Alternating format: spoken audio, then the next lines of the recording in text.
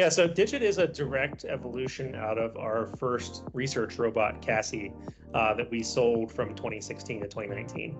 And Cassie was actually, that was the handoff between Oregon State. In Jonathan's former life, when he was a professor at Oregon State, his lab had done work all the way back to 2008 on a series of robots, most of them various flavors of a robot named Atreus that evolved over time. And then that turned into Cassie. Agility licensed the Cassie design from the university when we were founded in 2015, and then ended up producing it starting at the end of 2016. So Digit is kind of, this, continuation of that. The legs on Digit are actually very similar to Cassie legs. There have been obviously updates now over the last 6 years, but geometrically quite similar. If you had them standing side by side, you would see the family resemblance of them. And so Digit was then sort of asking the question, okay, we think we understand how to move through the world. What do robots do? And that's, I would say, a critique that we've had more recently of the humanoid robot market is a lot of people will talk about general purpose. And the challenge with that is, okay, well, what purpose? What specifically do you want the robot to do? You can't just say, well, anything, because that doesn't mean, what most people think it means. My phone is actually probably as close to a general purpose compute device as exists right now, but I'm not on my phone right now. So clearly it's not so general that I use it for recorded video conferencing. And there's a lot that's, I would say, sort of directly analogous to that with robots that, it's not going to do everything. I have a Roomba in my house because I have a dog and it's a great way to clean the house up.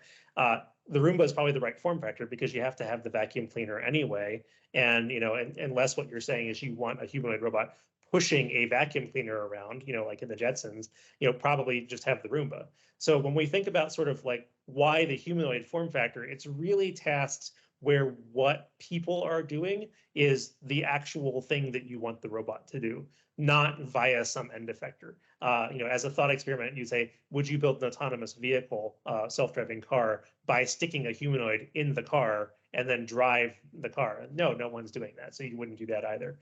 In our case, what we're really looking at is the ability to offload labor in industrial applications that people are currently doing but don't want to do because labor is very expensive. People don't like to do things that cause repetitive stress injuries. And in a labor environment like we have now, where there's chronic underability to hire in some of these very stressful warehouse jobs, the ability to have a robot directly slot into an existing workflow is a huge value add for the employer and frankly also for the human coworkers, because it allows the robot to directly relieve the thing that is causing you to have trouble, injuries, or undesirability in a job.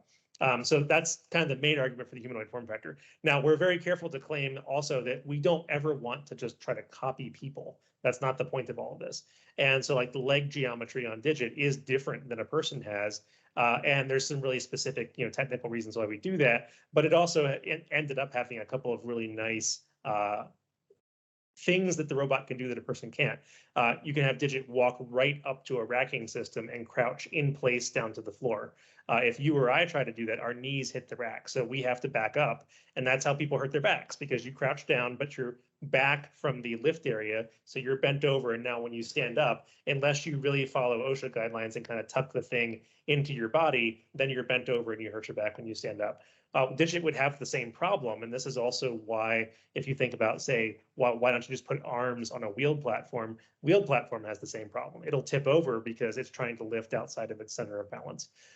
So there's, again, some very real adjacencies that we have to the human geometry, but then also a lot of things that are intentionally different, and whether they're different for fundamental engineering reasons or we happen to just get lucky, like with this lifting example, we're not trying to biomimic the human form factor. Our team has always approached it from a performance standpoint. We're trying to exhibit the performance of a human, but if we go about it differently, well, the robots are made of metal. They have computers in them. They have motors. So they're already doing it differently than a person, right? We have skeletons and muscles and a brain. So, the fundamental building blocks are already not the same as people. So there's no particular reason to say, yes, all that's true, but now you have to directly copy the geometry as well. We've been at the humanoid or bipedal form factor now since 2016. And we've seen in the last year a lot of other entries into the same general class of robot, and that being overlaid on the rollout of generative AI, whether it's GPT or a lot of the other, frankly, models that have all come online here in the last 12 months, has created, I think, again, to get back to the example that I used, it's created for the first time both a system that can do the physical behavior and a plausible AI at the same time. And so I think there's a lot of general interest around, oh, what can this do for me? Is this a general purpose solution now? Or if not, how do I think about it? And that's really what I hope this talk answers.